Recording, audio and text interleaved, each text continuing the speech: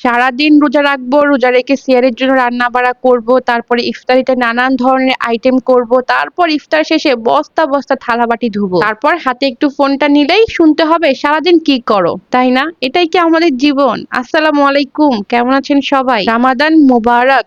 জানি অনেক দেরি হয়ে গেছে, দেখতে দেখতে প্রায় 12-13টা রোজা চলে যাচ্ছে, বাট এখন পর্যন্ত রোজার আমি একটা ভিডিও শেয়ার করতে পারিনি। আসলে অনেক অনেক ব্যস্ততার মধ্যে হচ্ছে দিনগুলো যাচ্ছে। যদিও রোজাতে খাওয়া দাওয়া কম থাকে, তারপর আমার কাছে মনে হয় অন্যান্য সময় থেকে রান্নাঘরে কিন্তু রোজার মধ্যে বেশি থাকতে হয়। আমি কিন্তু সিয়ারির রান্নাটা আগে আগেই করে ফেলেছি, করে হচ্ছে ইফতারের জন্য সবকিছু জোগাড় করে নিয়েছি, মানে যা যা প্রয়োজন আর কি সবকিছু গুছিয়ে রেখে একটু রেস্ট করতে যাই, তারপরেই তো আবার রান্নাঘরে আসি। ওই যে রান্নাঘরে আসি, তারপরে এগুলো করতে করতে একেবারে হচ্ছে ইফতারের সময় হয়ে যায়, বলতেই পারি না। প্রথমেই হচ্ছে আমি ছোলাটাকে ভুনা করে নিয়েছি, তারপর হচ্ছে আলুর চপ আর বেগুনি গুলাকে হচ্ছে ভেজে নিচ্ছি। যাই হোক, আলহামদুলিল্লাহ, তারপর আমার হাজবেন্ড অনেক বেশি হেল্পফুল, সে আমাকে অনেক অনেক কাজে হেল্প করে। সেও কিন্তু অফিস থেকে এসে 1 মিনিটও বসে থাকে না, আমার সঙ্গে সঙ্গে হচ্ছে সব ধরনের কাজ করে দেয় আমাকে। আমি এমনও অনেক মানুষ দেখেছি যে অফিস থেকে এসে বসে বসে ফোন চালায়, বউ রান্না করে কি করলো তার খোঁজ খবর পর্যন্ত নেয় না, কিন্তু ঠিকই ইফতারের টাইমে ইফতারের টেবিলে কিন্তু নানান ধরনের আইটেম তাদের চাই চাই। আমার আসলে কিছু বলার নাই, আলহামদুলিল্লাহ, ওই দিক থেকে আমি অনেক বেশি ভাগ্যবান। যাই হোক, দেখো আলুর চপগুলো কত সুন্দর হয়েছে, একেবারে ফুলের টইটম্বর হয়ে গেছে। আর আমরা যেহেতু বাসায় মানুষ কম, সেই জন্য আমাদের কিন্তু সবসময় হচ্ছে ইফতারে এত এত আইটেম বানানো হয় না। ম্যাক্সিমাম সময় দেখা যায় চিড়া আর কলা দিয়ে হচ্ছে ইফতারটা শেষ করে ফেলি, বাট যখন সবাই মিলে ইফতার করি তখন দেখা যায় আমি সব ধরনের আইটেম বাসায় তৈরি করি আর কি। আমার কাছে মনে হয় দোকানের গুলা থেকে আমার বাসার গুলা অনেক বেশি মজা হয়। তারপরে প্রতিদিন আসলে শরীর কুলায় না, তাছাড়া যেহেতু আমার নিজেরও কিছু কাজকর্ম আছে, আমার 2টা পেজ আছে, সবকিছু মিলিয়ে প্রতিদিন করা হয় না, তবে মাঝে মাঝে করার চেষ্টা করি। আর এই তো কথা বলতে বলতে কিন্তু আমার পেঁয়াজগুলো ভাজা হয়েছে, পেঁয়াজগুলো কিন্তু দেখতে